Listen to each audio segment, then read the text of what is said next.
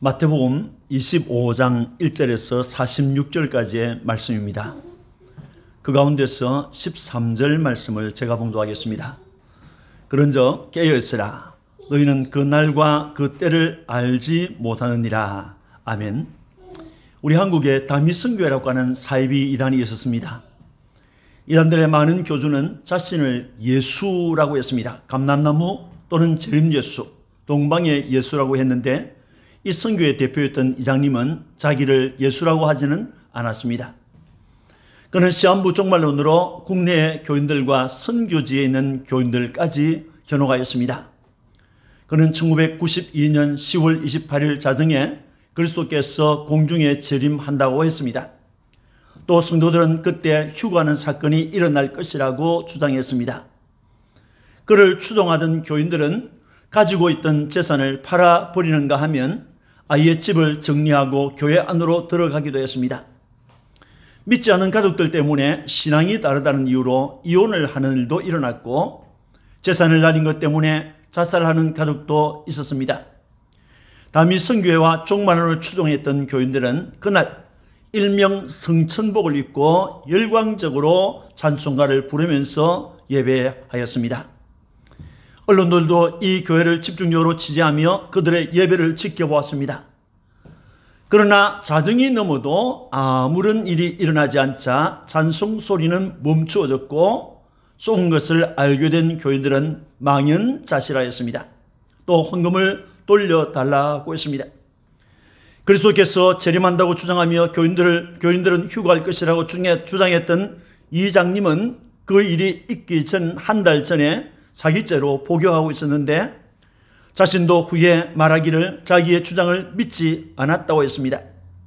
그는 사기죄로 1년을 더 복역하다가 1993년도에 출소했는데 이장님은 그때 이답교라는 이름으로 계명을 하고 새하늘교회를 열고 종말론을 강의하는 등 활동을 하다가 2003년 이후에는 또 다른 선교회를 만들어서 활동하였습니다. 그들이 대대적으로 말했던 휴거라는 것이 무엇입니까? 그리스도께서 공중에 재림하실 때 예수를 믿고 죽은 성도들이 먼저 부활하고 그때까지 살아남아있던 성도들은 공중에 재림하는 주님을 만나기 위하여 변화된 육체를 입고 공중으로 들어 올려진다고 하는 것입니다. 여기서 주의할 것은 그리스도께서 공중 재림하신다고 하는 것입니다. 많은 이단들이 그리스도께서 공중 재림하신다는 말로 교인들을 미혹하였고 돈과 성을 착취하는 등의 수단으로 사용하였습니다. 그리스도는 십자가를 지시기 전에 최후적 종말에 대하여 여러 가지로 말씀하셨습니다. 그리고 역사적인 종말론 사건인 그리스도의 재림과 심판에 관한 사실을 비유로 말씀하셨습니다. 오늘 우리가 보고 있는 마태복음 25장에는 종말에 관하여 말씀하신 세 가지 비유가 기록되어 있습니다. 열 처녀의 비유, 또 달란트를 받은 종과 주인의 비유, 양과 염소를 분리하는 인자의 비유가 그것입니다. 이 세 비유는 교회에게 그리스도께서 다시 오시는 재림, 종말을 준비하고 살라고 하는 주님의 명령이자 교훈인 것입니다. 본문의 말씀을 통하여 다가올 미래를 준비하라고 하는 두 번째 말씀, 그리스도의 재림을 준비하라는 말씀으로 함께 은혜를 받고자 합니다. 그리스도께서는 다시 오십니다. 6절에 밤중에 소리가 나되 보라 신랑이로다 맞으러 나오라 하매라고 했습니다. 19절에 오랜 후에 그 종들의 주인이 돌아와라고 했습니다. 또 31절에 인자가 자기 영광으로 모든 천사와 함께 올 때에라고 했습니다. 본정에 나오는 세 가지 비유는 유대인들에게는 아주 익숙한 것이었습니다.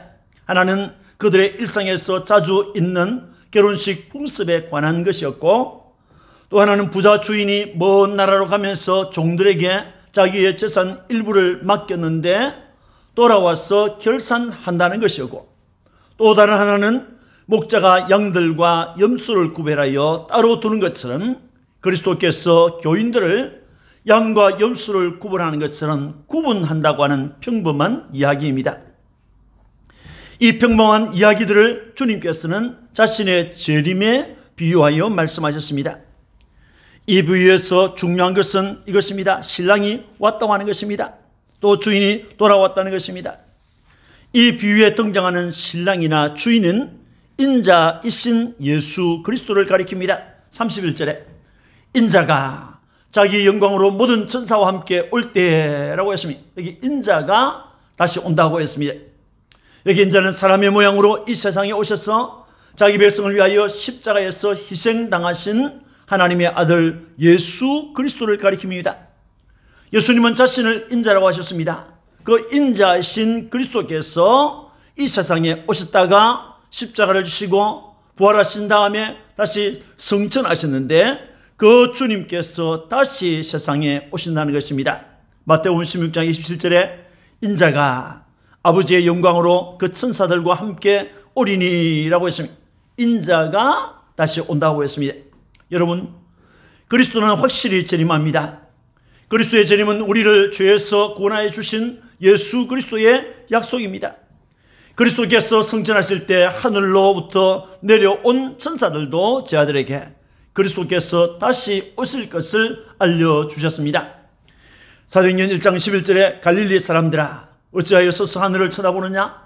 너희 가운데서 하늘로 올려주신 이 예수는 하늘로 가심을 본 그대로 오시리라 하였느니라고 했습니다. 사도들은 복음을 전할 때 예수께서 다시 오신다고 하는 이 재림의 복음, 이 중요한 메시지를 빼놓지 않고 선포했습니다. 요한계시록 1장 7절에 볼지어다 그가 구름을 타고 오시리라. 각 사람의 눈이 그를 보겠고 그를 찌른 자들도 볼 것이요 라고 했습니다. 심지어 주님을 한 번도 보지 못했던 구약의 성도들까지 그리스도께서 재림하실 것을 말씀했습니다. 다니엘 7장 23절에 내가 또 밤 환상 중에 보니 인자 같은 이가 하늘 구름을 타고 왔어 그랬습니다. 인자가 구름을 타고 온다고 말했습니다. 그리스도께서 다시 오시는 데는, 재림하시는 데는 분명한 목적이 있습니다. 그 목적이 무엇입니까? 10절에 그들이 살아간 사이에 신랑이 오므로 준비하였던 자들은 함께 혼인잔치에 들어가고 라고 했습니다. 신랑을 맞이하러 나갔던 처녀들은 신랑이 늦게 오자 졸다가 잠이 들어버렸습니다. 졸며 자고 있던 밤중에 신랑이 왔던 것입니다. 그때 슬기로웠던 처녀들은 준비한 등불을 들고 신랑과 함께 신부의 집으로 들어갔습니다. 그 후에 문은 닫히고 말았습니다. 신랑이 왔던 것은 자기 신부를 데리고 가기 위함이었습니다. 요한복음 14장 3절에 내가 다시 왔어 내가 재림하여 라는 말이죠. 너희를 내게로 영접하여 나 있는 곳에 너희도 있게 하리라 했습니다. 그분이 다시 와서 우리를 데리고 주님이 계시는 그곳에 가서 있게 하겠다고 했습니다. 그리스도께서 다시 오시는 것은 신부인 그리스도인들을 데려가기 위함이 목적입니다. 왜 오십니까? 그 목적이 무엇입니까? 19절에서 21절에 오랜 후에 그 종들의 주인이 돌아와 그들과 결산할세 5달란트 받았던 자는 5달란트를 더 가지고 와서 이르되 주인이여 내게 5달란트를 주셨는데 보소서 내가 또 5달란트를 남겼나이다. 그 주인이 이르되 잘하였도다 착하고 충성된 종아 내가 적은 일에 충성하였으며 내가 많은 것으로 내게 맡기리니 내 주인의 즐거움에 참여할지어다 라고 하였습니다. 종들에게 달란트를 맡기고 먼 나라로 갔던 주인은 자기 일을 마치고 돌아왔습니다. 여기에 주인은 모든 것의 주인이 되신 예수 그리스도를 가리킵니다. 그가 돌아왔던 것은 자기 종들과 결산하기 위함이었습니다. 그 주인은 자기가 준 5달란트를 가지고 장사하여 5달란트를 남긴 종과 2달란트를 가지고 2달란트를 남긴 종에게 칭찬했습니다. 21절과 23절을 보면 잘하였도다 착하고 충성된 종아 내가 적은 일에 충성하였으며 내가 많은 것을 내게 맡기리니 내 주인의 즐거움에 참여할지어다 라고 했습니다. 그리스도께서 다시 오시는 것은 그의 백성과 결산해서 칭찬하고 상급을 주시려는 데 목적이 있는 것입니다. 왜 오십니까? 34절에 그때 임금이 그 오른편에 있는 자들에게 이르시되 내 아버지께 복받을 자들이여 나와 창세로부터 너희를 위하여 예비된 나라를 상속받으라. 46절에 어인들은 영생에 들어가리라고 하였습니다. 임금으로 세상에 다시 오신 그리스도는 그의 백성이 일한 대로 갚아주시는 분이었습니다. 그리스도는 그의 백성에게 영원한 나라를 상속하기 위해서 다시 오시는 것입니다. 여러분, 이처럼 그리스도께서 다시 오시는 데는 분명한 목적이 있습니다. 마태복음 16장 27절에 인자가 아버지의 영광으로 그 천사들과 함께 오리니 그때 각 사람이 행한 대로 갚으리라. 요한계시록 22장 12절에 보라 내가 속히 오리니 내가 줄 상이 내게 있어 각 사람에게 그가 행한 대로 갚아주리라고 했습니다. 그리스도께서는 그를 믿고 순종하고 헌신하며 충성했던 그의 백성과 함께 하기 위하여 그들에게 칭찬을 하고 상급을 주기 위하여 하나님 영원한 하나님 나라를 상속받게 하려고 다시 오시는 것입니다. 믿기를 축원합니다. 그리스도께서 다시 오시는 때는 언제입니까? 언제 그분이 오십니까? 5절과 6절에 신랑이 드디어 오므로 다 졸며 잘세 밤중에 소리가 나되 보라 신랑이로다 맞으라 맞으러 나오라 하매라고 했습니다. 신랑을 기다리던 처녀들은 신랑이 드디어 오는 것 때문에 모두 졸다가 잠이 들어버렸습니다. 그런데 신랑은 밤중에 왔습니다. 불신과 죄악이 땅에 가득한 시대, 오직 육체만을 위해서 먹고 마시고 즐기고 사는 암흑의 시대에 성도덕적으로 타락한 시대에 시험과 환난이 극에 따랐던 그 시기를 오늘 우리 성경은 밤중이라고 했습니다. 그 밤중에 주님이 오신다고 했습니다. 19절에 오랜 후에 그 종들의 주인이 돌아와라고 했습니다. 여기 오랜 후에라는 것은 많은 세월이 지난 다음에 라는 말이죠. 사람들이 육체만을 생각하고 영적인 일에는 관심이 전혀 없는 때에, 영적인 일에는 관심 없이 살아가는 때에 주님께서 재림하신다는 말씀이 되겠습니다. 여러분, 그리스도는 영광 중에 재림하실 것입니다. 그러나 그 날과 그 시는 아무도 모른다고 했습니다. 마태복음 24장 36절에 그러나 그 날과 그 때는 아무도 모르나니 오직 아버지만 아시느니라. 마태복음 24장 50절에 생각하지 않은 날, 알지 못하는 시각에 그 종의 주인이 이르러라고 했습니다. 알지 못하는 시각에 그 종의 주인이 온다고 했습니다. 그리스도께서 재림하시는 날과 시간은 아무도 모릅니다. 모두가 영적으로 잠든 캄캄한 시기에 그리스도께서 오신다고 했습니다. 사랑하는 성도 여러분, 그리스도인들은 종말 앞에 살고 있습니다. 그리스도의 재림은 다가올 미래에 일어날 종말론적인 사건입니다.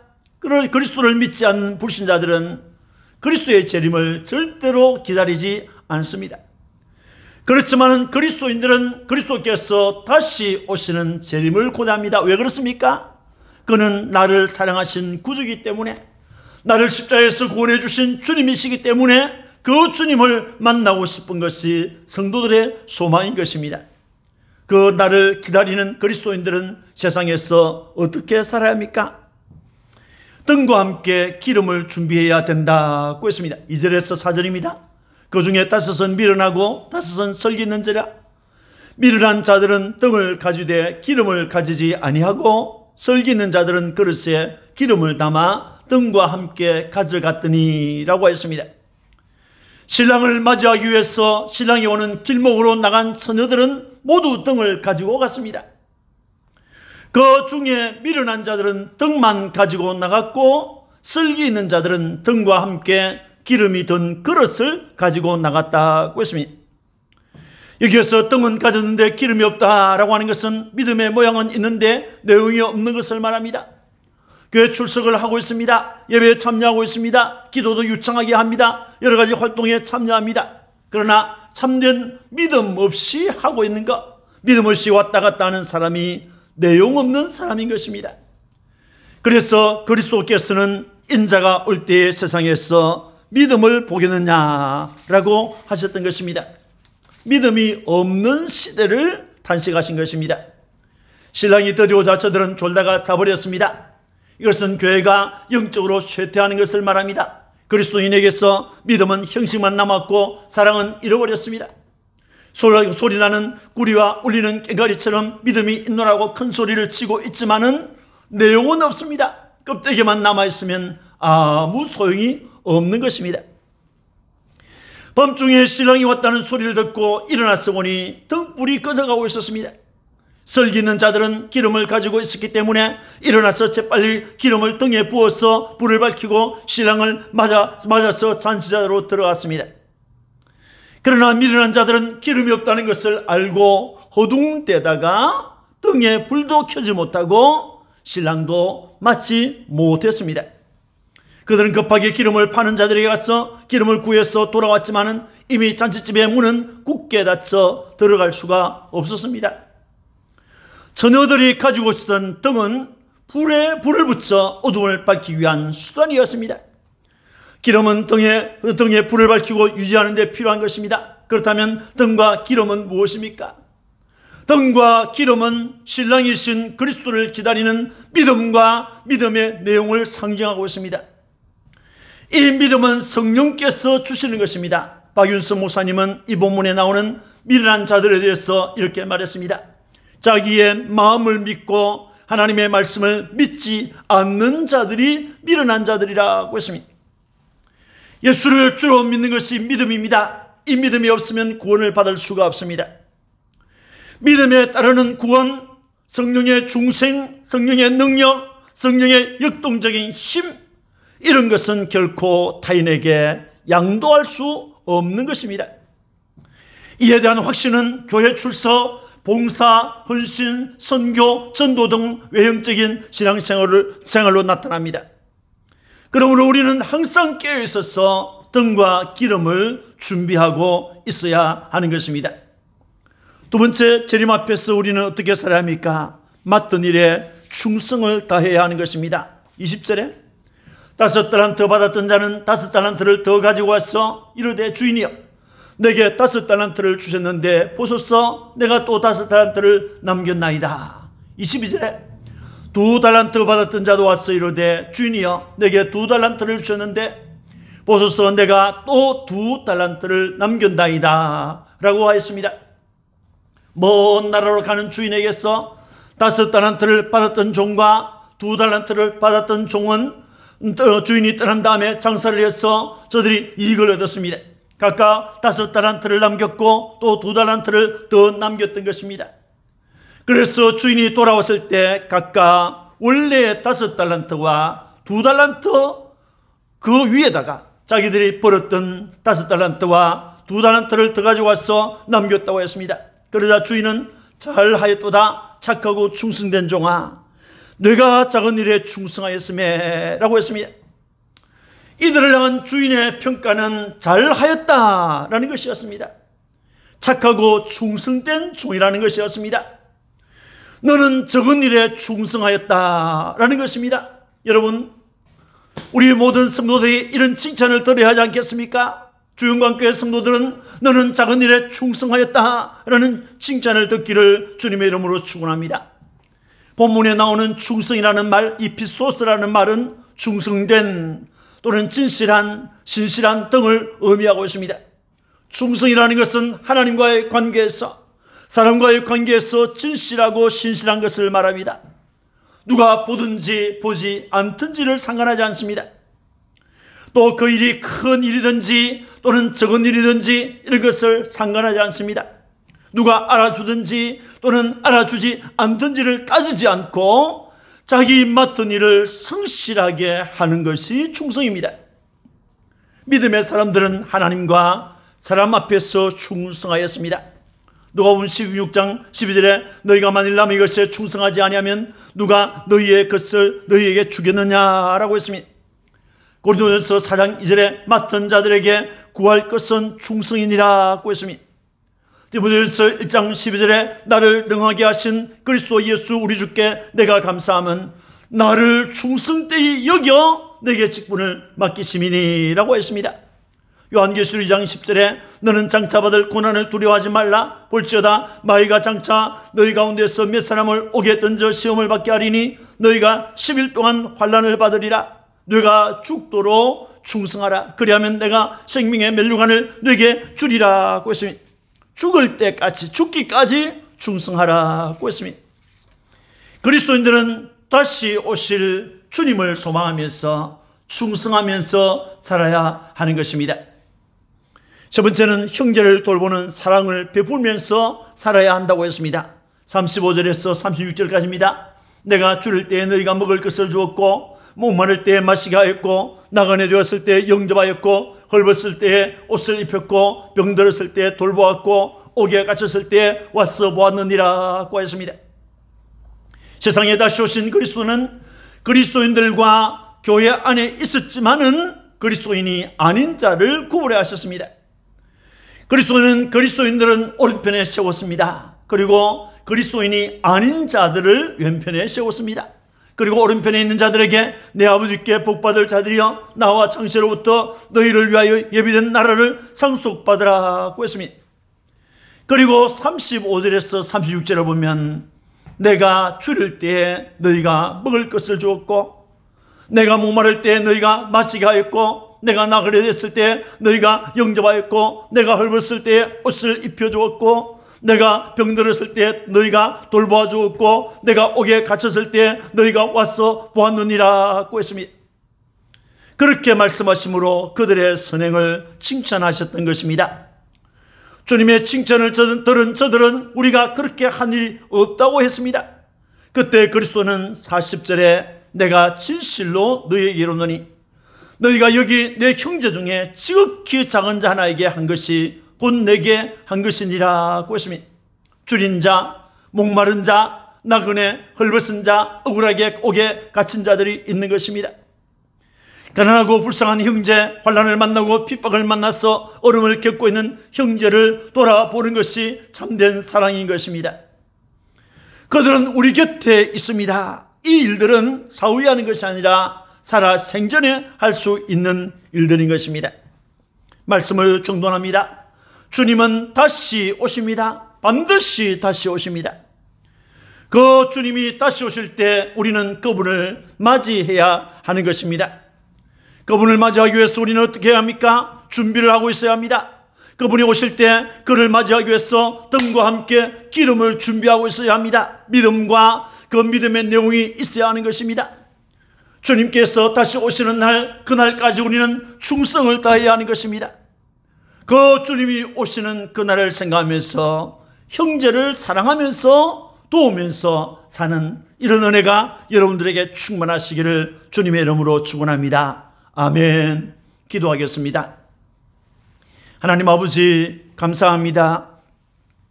다가올 미래 사건 중에 주님의 재림이 있습니다. 주님의 재림은 반드시 일어날 사건입니다. 주님이 다시 오시는 것은 우리와 함께 하기 위해서, 또 우리에게 상을 주기 위해서, 우리에게 은혜를 베풀기 위해서, 하늘나라를 상속하기 위해서 그 주님이 다시 오십니다. 그 주님이 오실 때는 우리가 알지 못합니다. 그래서 많은 사람들이 기다리다가 지쳐서 졸기도 하고 자기도 하고 그런 밤중에 주님이 오신다고 했습니다. 그분이 오실 때 우리는 그분을 맞이하기 위해서 준비하고 있어야 합니다. 주님 등과 함께 기름을 준비하는 성도들이 되게 해주옵소서. 주님 오시는 날까지 맡은 일에 충성을 다하는 성도들이 되게 해주시고 어려움을 당한 형제를 사랑하고 돕는 형제들이 되도록 은혜를 베풀어 주옵소서. 주님 오실 때 아멘 주 예수여 어서 오시옵소서라고 손 내밀고 그분을 환영할 수 있는 믿음의 사람들이 되도록 은혜를 베풀어 주옵소서. 감사하고 구주 예수님 이름으로 축복하고 기도합니다. 아멘.